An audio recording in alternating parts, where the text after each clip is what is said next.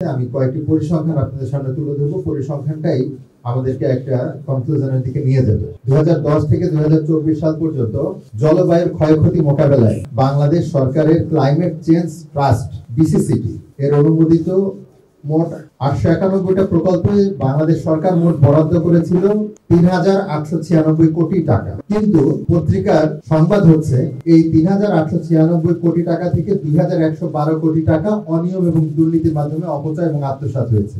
অর্থাৎ মোট যে বরাদ্দ হয়েছে আমাদের টাকা, কিন্তু আমাদের টাকা, এই টাকার 54.18% মানুষের পকেটে চলে গেছে। ক্লাইমেট চেঞ্জ, আমরা ক্লাইমেট চেঞ্জ সম্পর্কে বুঝি, কিন্তু ক্লাইমেট চেঞ্জটা সাধারণ মানুষের হাতের আওতায় না। ক্লাইমেট চেঞ্জ একটা অনেক বড় বিষয়, যেটা সরকারি প্রকল্প ছাড়া করা যায় না। এটা অনেক বড় বিষয়।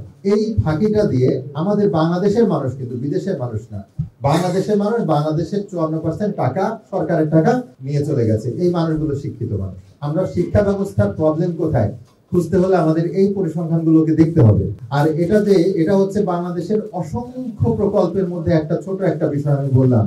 প্রত্যেকটা জায়গায় আপনারা নক করবেন, সেই জায়গায় একই দৃশ্য। যেমন লন্ডন ভিত্তিক ফিনান্সিয়াল টাইমস, একটা বড় পত্রিকা ফিনান্সিয়াল টাইমস, এই পত্রিকাতে বাংলাদেশের যে অর্থ পাচার নিয়ে প্রসঙ্গ এসেছে, সেখানে আমাদের বিগত যে সরকার শেখ হাসিনার 15 বছরের একটা পরিসংখ্যান এসেছে। সেখানে বলা হয়েছে যে এই টাইমে $234 বিলিয়ন আমাদের বাংলাদেশের বাজেট, $234 বিলিয়ন, অর্থাৎ বাংলাদেশের টাকায় যদি কনভার্ট করি 28,54,800 কোটি টাকা লুট হয়েছে, যেটা প্রত্যেক বছরে $16 বিলিয়ন করে পড়েছে চোর।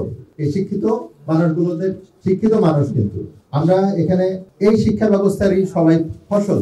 তারা প্রতি বছর এই দরিদ্র দেশের, হতদরিদ্র দেশের মানুষের, যাদের পেঁয়াজের দাম 10 টাকা বাড়লে যাদের চিন্তা করতে হয় যে পেঁয়াজ না খেয়ে থাকবে, সেই দেশের $16 বিলিয়ন পাচার করে দিয়েছে। হ্যাঁ, প্রতি বছরে। বিকল্প বাজেট প্রস্তাব দিয়েছে বাংলাদেশ ইস্কাটনে আয়োজিত একটি প্রোগ্রামে। সেখানে বিকল্প বাজেট প্রস্তাবে সমিতির সাধারণ সম্পাদক মোহাম্মদ আইনুল ইসলাম তিনি একটি পরিসংখ্যান দিয়েছেন বাংলাদেশের স্বাধীনতার পর থেকে বর্তমান পর্যন্ত। একটি চমৎকার একটি পরিসংখ্যান।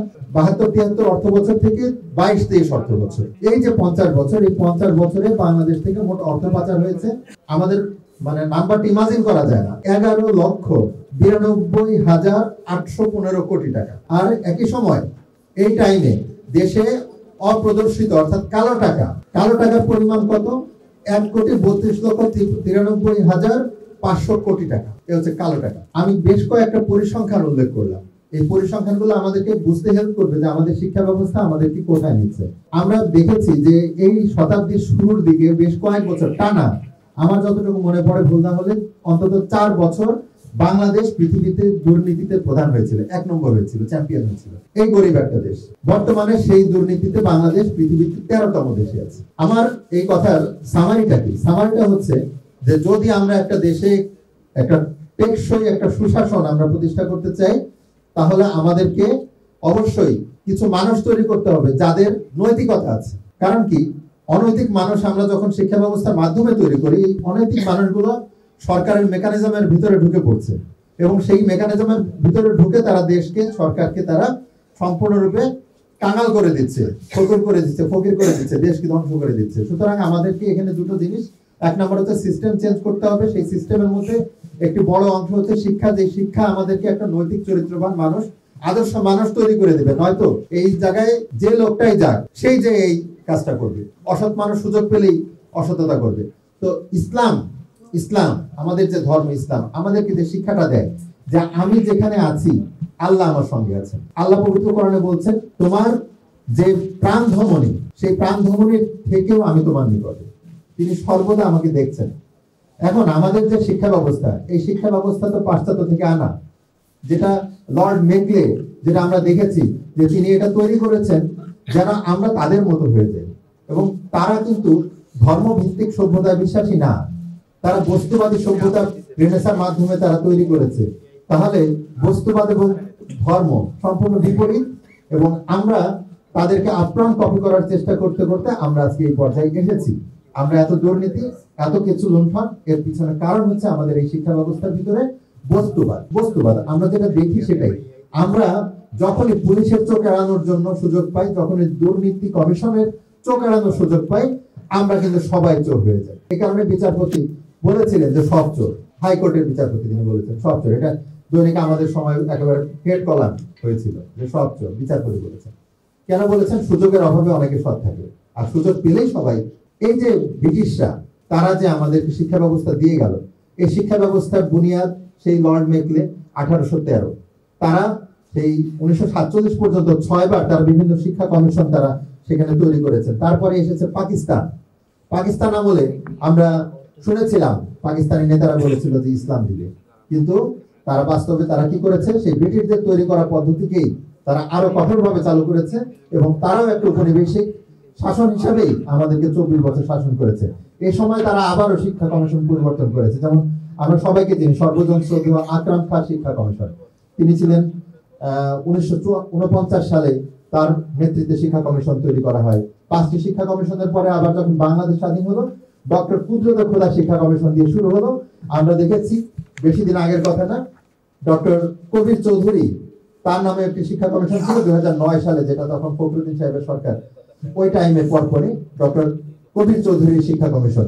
এভাবে বাংলাদেশ হওয়ার পরেও এবং সেই ব্রিটিশ আমল থেকে শুরু করে 21টি শিক্ষা কমিশন আমরা একের পর এক আমরা দেখেছি, কিন্তু এই শিক্ষা কমিশনগুলো আমাদেরকে সুশিক্ষিত করতে পারেনি।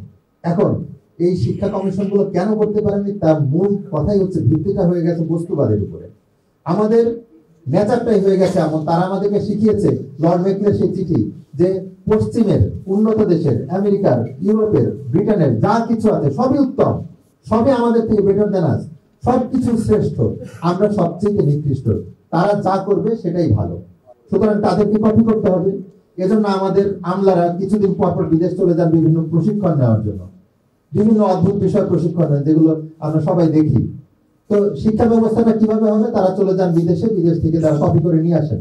তারা কিছুদিন আগে আনলেন সৃজনশীল প্রশ্ন পদ্ধতির মাধ্যমে আমাদেরকে মেধা যাচাই করতে হবে, অর্থাৎ প্রশ্নপত্র আমাদের দক্ষতা মূল্যায়ন করতে হবে সৃজনশীল পদ্ধতির মাধ্যমে।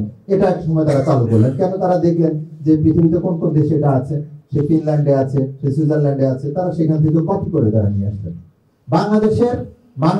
বাংলাদেশের মানুষের অর্থনীতি কতটুকু, বাংলাদেশের মানুষের সমাজের ঘনত্ব, জনসংখ্যার ঘনত্ব কতটুকু, এখানে শিক্ষা উপকরণ কতটুকু সরবরাহ করার ক্ষমতা আমাদের আছে, আমাদের মানুষের চিন্তা ভাবনা কি, বিশ্বাস কি, এই সমস্ত কিছু তাদের থেকে আলাদা।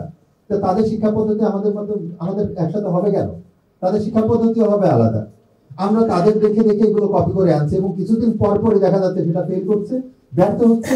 আবার নতুন একটা সরকার আসছে, আসার সাথে সাথে আবার সেই আগের পদ্ধতি, বছরের জুন মাসে কোনোদিন শিক্ষা পাঠ্যপুস্তক কোনোদিন চেঞ্জ করে?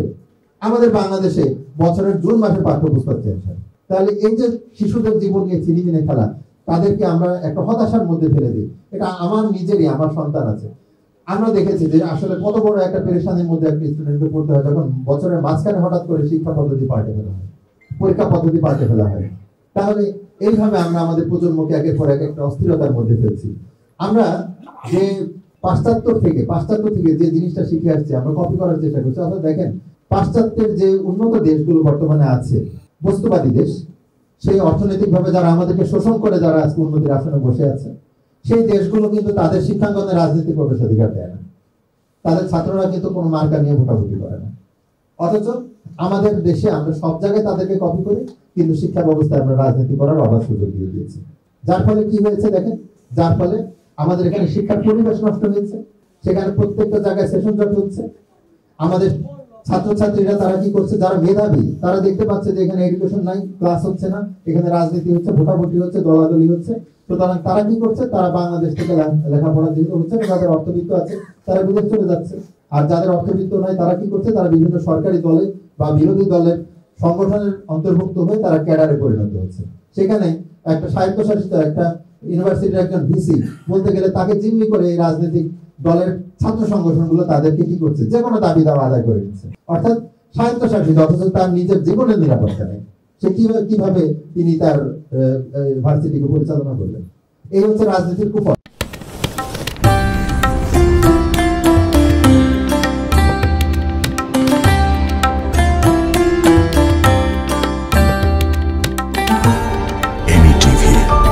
স্বাধীন বাংলার স্বাধীন কণ্ঠ।